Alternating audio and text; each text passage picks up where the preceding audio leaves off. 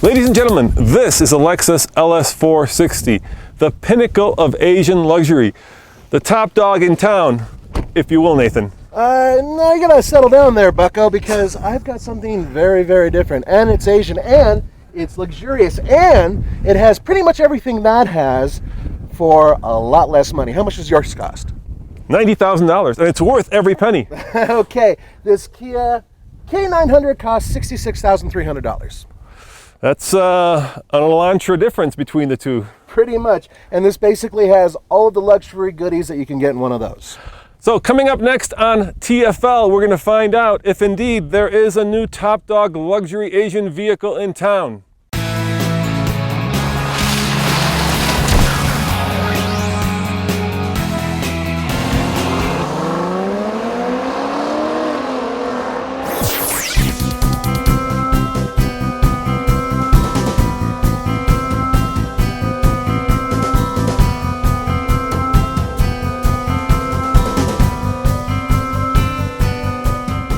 Voila!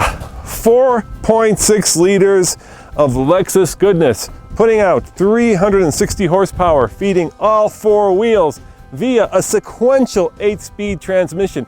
Now that is some high performance, high luxury goodies under this hood.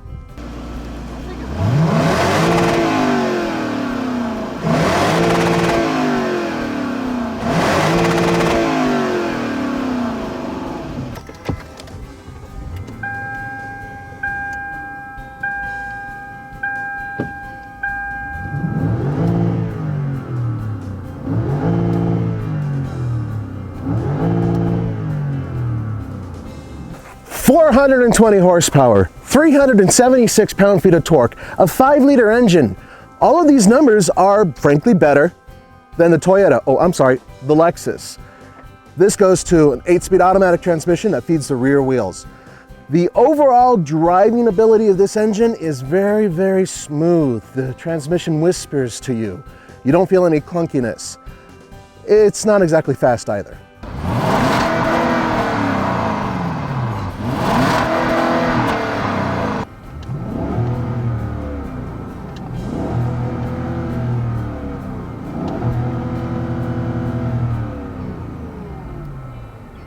Proper Asian luxury. You know, that sounds kind of wrong. Well, I mean, luxury is luxury, right? Luxury is luxury, and this car isn't just a good Asian car, it's a good car. It is the benchmark for smooth. It really is. It has still one of the better interiors out there, I think. And I love this bamboo look, too. And it's real bamboo. It's real wood, real woods, real metals. Yeah, you know, when you touch something like this radio knob and it's cold, I love that, you know, because it tells you that it's real. It's not plastic. And when you're paying $90,000 in this case for a car, you want everything to be real. You feel like if you touch something that's plastic, it's just a ripoff.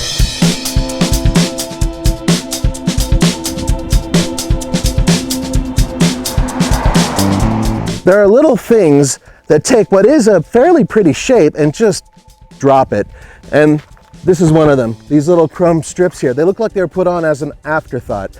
The overall shape of the vehicle is good, but when you have things like this that kind of come off a BMW, you look at it and go, well, wait, what is that? It doesn't really resonate as anything unique or special, and that's the problem.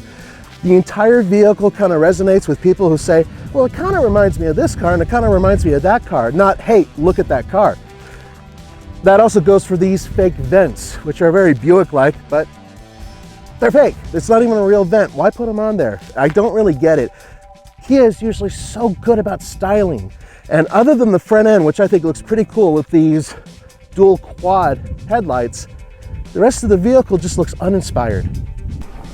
You know, Nathan, I've been really hard on this car, and it is a remarkable achievement to basically get a car that's 95% of a Lexus.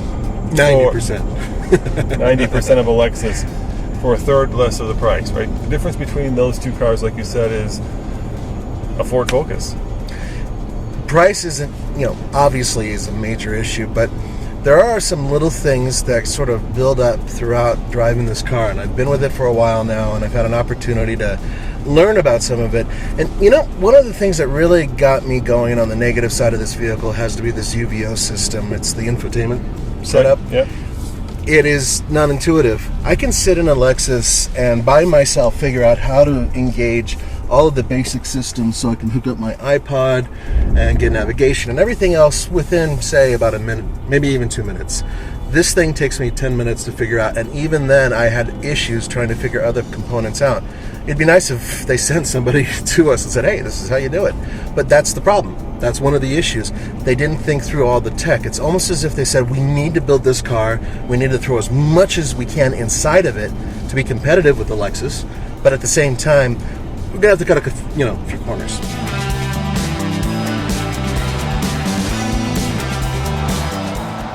From a styling perspective, there is no contest between these two cars. Lexus has had decades to develop their design language. This car is stylish, sexy. Dare I say it's like wearing a tuxedo to a party. Look at this, it looks like a spoof pufferfish. Bulging eyes, huge mouth, big ass. This is the one you want.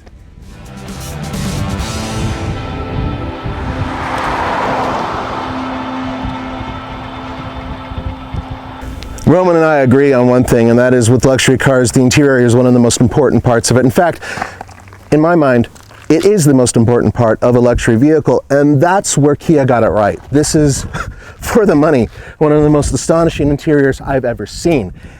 The fabrics are fantastic. The gaps are just like non-existent. The feel is of a much higher, much more expensive vehicle. All of the gauges and everything, they're directly taken from Mercedes-Benz or from BMW or from Lexus, but they work really well. Nathan, let me demonstrate from an audio point of view the difference between a Lexus and a Kia. Here we go. You listening? That's not me. That's the car. I mean, come on. I get that the fact that these seats recline is cool and it's luxurious, but to make the passenger sound like they're farting when they're not. Okay, all right. That's fair enough. What you're getting is a lot of extra leg room. You're getting fantastically comfortable seats. You have to admit they're comfortable. And you're getting this full battery of controls where the seats are heated and cooled, and you're able to control just about everything that's coming back here. So, yes, you're right. It does make some noise. It's rough around the edges. There you go. Rough around the edges. Yes, I know those aren't power, but at least you get them. And look, you even get it for the little port window too. There's a little tiny shade here that pops out and does its little thing too.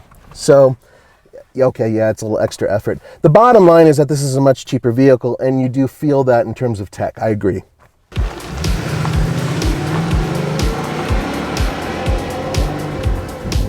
All right, 0 to 60.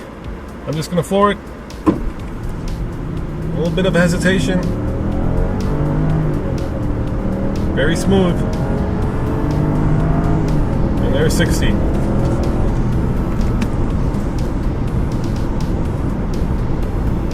Let's face it, a luxury car is just as much about the interior as it is about the exterior. And the interior of this Lexus is sublime. Everything you touch is either real wood, real metal, or real leather. There is no cheap plastics anywhere to be seen. When you sit in the seats, it's like being coddled by Egyptian sheets.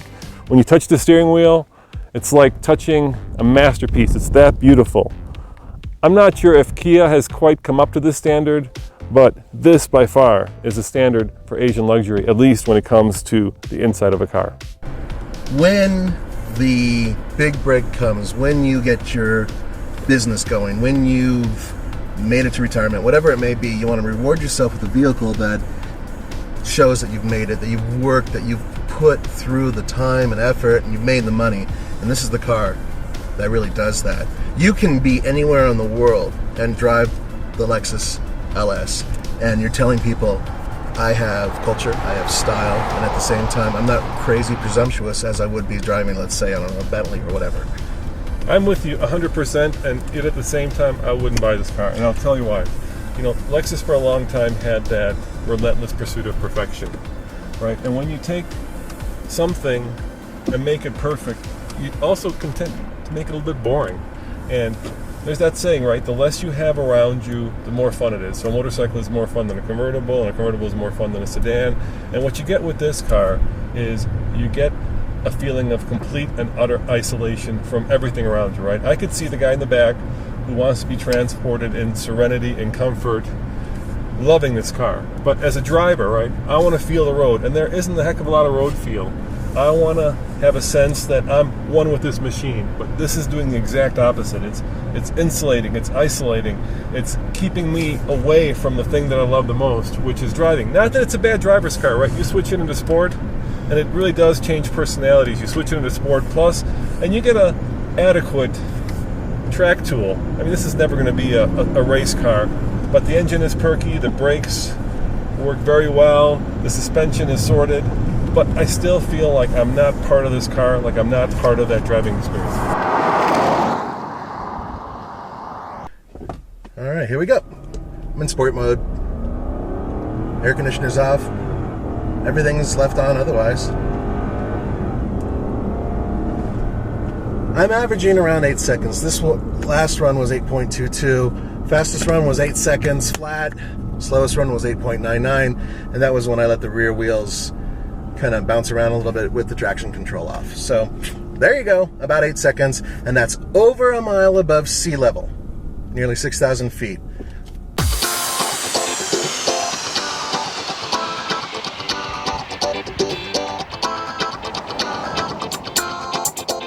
How does it drive? That's a really good question. I don't know. I don't know how this drives. What do you mean you don't know? I don't know how You've it been driving drives. it a week. Yep, I don't know how it drives. And that's because there is absolutely no communication whatsoever through the steering wheel. I can't tell from the seat of my pants what this car is really doing. All I can tell you is it's very, very smooth. But it's very smooth through transitions, it's through acceleration. Everything is smooth. There is nothing to tell me whether or not it's accelerating hard. There's nothing to tell me that when I'm going around a corner, there may be a problem with adhesion. I have no clue what this car does other than drive smooth. And that in itself is an issue because in a Lexus, I know pretty much what the car is doing while it's doing it. In this car, I really don't. Yeah, so Lexus is insulated and isolated. This car is just numb. Yeah. Yeah. Yeah, actually, it's a really good way to put it. So I have to admit, I've been unfairly harsh on the Kia. The design, you know, it is a little bit out there, but it's not bad. I think a lot of luxury car buyers will be happy with this. But the question is this as good of a luxury car as this? And in my mind, it clearly isn't, because luxury is in that last 1%. And the Lexus has it, Nathan. And in my mind, at least, the Kia doesn't. Would you agree? Let me put it to you this way. Yeah. Kia built a hell of a good car. Really impressive, especially for $66,000. But at the end of the day, that is a Kia and this is a Lexus. The bottom line is that you are getting what you pay for in this car, and the overall feel of this vehicle makes me feel special. And I think you'll agree, the Lexus has the Kia both in depreciation and the dealership experience. Oh, God, yes. So, if it were your money, Nathan, if you had $90,000, would you buy the Lexus, end of story, or would you buy the Kia and have 25 left over? I'd buy the Lexus. If I'm in that market anyway, if I'm going to go and do it, if I'm going to take the leap off the ridge, then I'm going to take the car that is absolutely the best car for the money. I'd buy the Lexus as well. That 1% is small but crucial. As always, this is Roman. And Nathan. Saying thanks for watching, and check out tflcar.com for more car news, Views and real world reviews. Ciao.